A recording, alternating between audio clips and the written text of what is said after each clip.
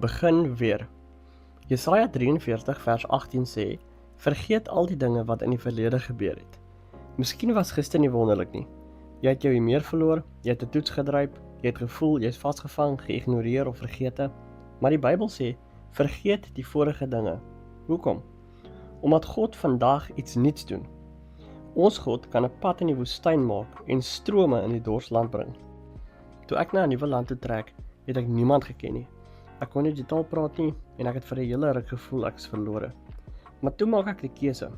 Ek het ophou fokus op die goed wat ek nie kon doen nie en elke dag ietsie kleins gekies wat ek wel kon doen. Ek het geglimlag, ek het een nuwe woord geleer en dit was die begin. Jou verlede definieer jou nie. God bring elke dag nuwe beginne. Kom ons bid.